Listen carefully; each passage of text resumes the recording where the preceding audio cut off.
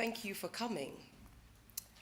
I think the video preempts me because I was going to specifically direct my words today to the inspiration behind this conference. But permit me to repeat some of what you've already heard by telling you a little story. There is a lot of traffic in Lagos, Nigeria.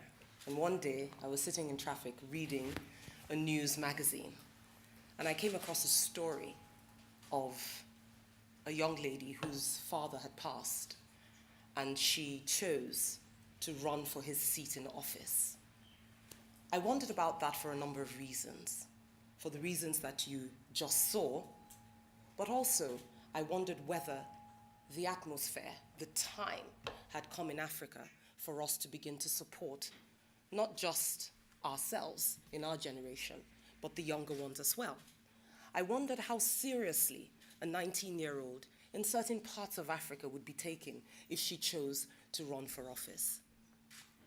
In that moment, I decided that perhaps wondering was not enough, and perhaps we should begin a conversation and start to talk to ourselves first about this, with the hope that the conversation would ripple across the continent, with the hope that we will be taken seriously.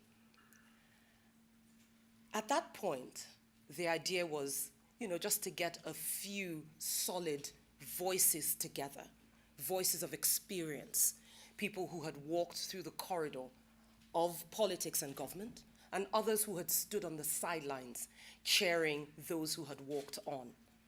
And so we spread the word. We began. We took a first step. As I stand here today, I'm amazed at what has happened between that day in traffic on a bridge in Lagos, Nigeria, and today. The first conversations that the Winihin Jemide series team had just seemed to run away with itself, and the response was indeed encouraging. We've started small because we thought that in order to actually talk about the serious issues, we should simply have a few strong voices.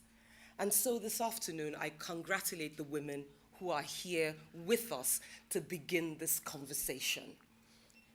The truth is, we have no idea where this conversation will go.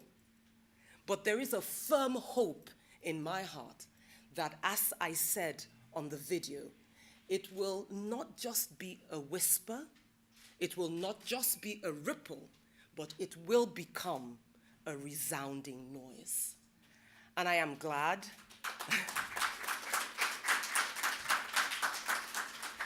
that we're all here together to begin the foundations of that noise. There are quite a number of inspirations that I have had along the journey because we started, the Winihin Jemide series began to do some research. I would like to start first by asking my initial inspiration to please be upstanding so that the room can recognize.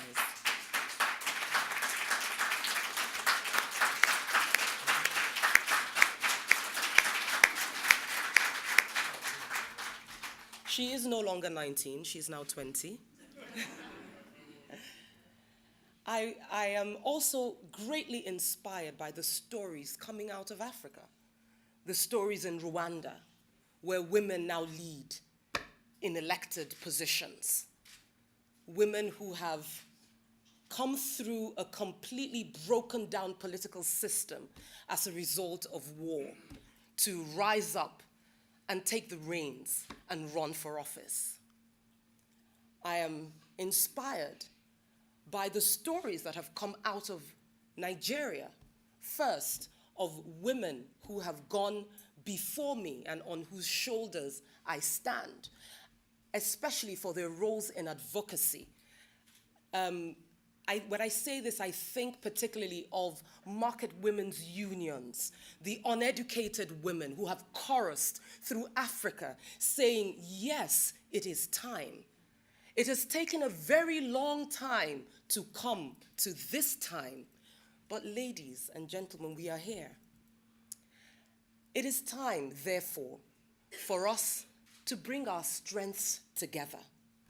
And it only takes a thought, it only takes a vision, it only takes a moment. One of the exciting things about being here, as I said while we were at the House of Commons, is the fact that in hearing the stories that we will be hearing over the next 2 days, we will be further inspired. But it is not enough, my sisters, to leave it just as a story.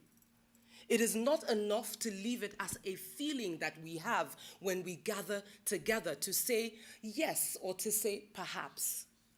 Beyond that, and this is why we are truly here, we must begin to set the foundation for frameworks that will cause our lawmakers to sit up and listen.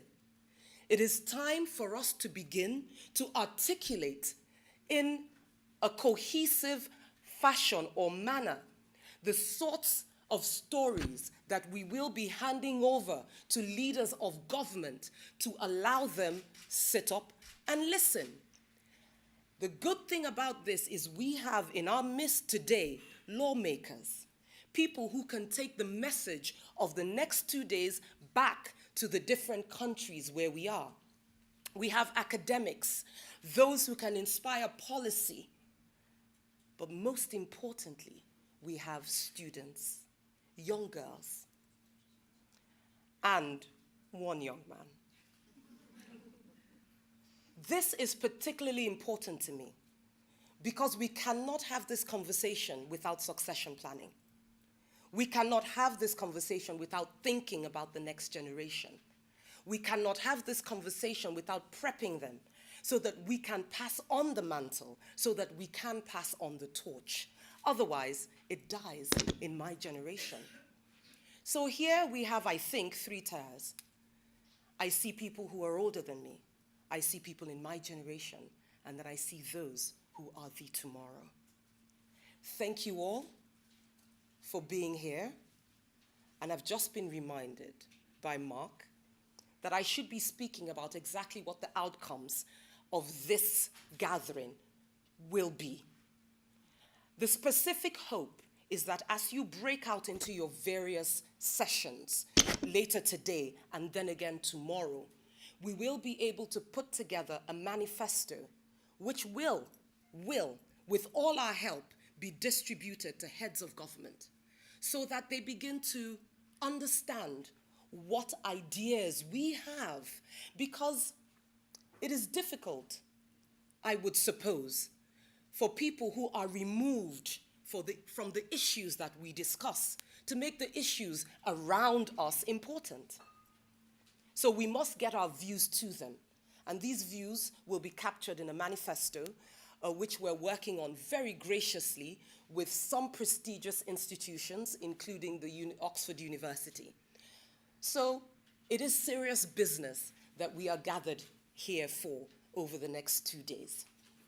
Roll up your sleeves as we buckle down.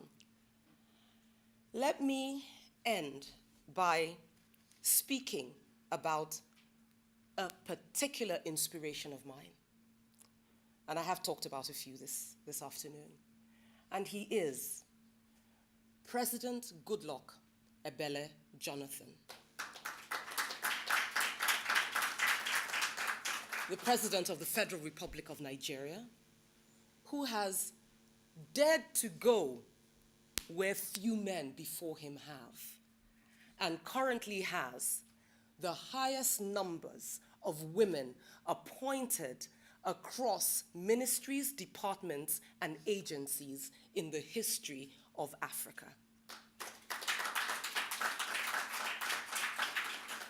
As I return to my seat, once again I welcome you all to serious business, and I would like to introduce my president, Dr. Goodluck Ebele Jonathan, as he says to us a few words. The subject matter in question is one that is close to my heart, as I have consistently striven to advance the cause of women in all endeavors throughout my time in government. as part of my transformation agenda and a deliberate policy move, have ensured that over 30% of positions in my government have been given to women. It is worth pointing out that the positions some of these women hold are the most strategic offices in our nation, Nigeria, ranging from economy, finance, petroleum resources, defense, environment, and education to water resources. My administration has also seen the highest judicial office in the land being held for the first time by a woman, as well as the admission of the first set of female combatant cadets into the Nigerian Defense Academy. As I stated in January 2013, I personally view the appointment of these women as the beginning of a very positive era of politics in our country. A government in which ethnicity, gender, and religion do not prevent qualified people from fulfilling their true potential is a government that can bring about mighty change. As you debate the issue around this subject, it is important to note that throughout our history, African women have excelled in leadership and government. I have always admired the ability of women to thrive in difficult circumstances, balancing work against family life and sometimes facing negative cultural stereotypes. It is my belief that any government that fails to pay heed to the advancement of women issues in the 21st century and beyond is pushing against the tide and limiting the potential of 50% of its population to contribute to human progress. The number of women in government is rising across the world, and support for this trend must be sustained. Women are pushing the boundaries in the workplace and breaking glass ceilings in every discipline. The economic empowerment of women is on the increase and brings with it the demand for further participation in all aspects of government, including politics, advocacy, and the civil service. It has been my experience that women bring to the table a unique perspective on issues that only adds positively to any debate. As we deliberate over these 2 days, the issue of politics, governance, and increasing participation of women, I urge you to also consider expanding the debate across Africa and ensuring that this peculiar conversation is sustained beyond this conference and results in increasing the number of women in government through access and progress. I thank you.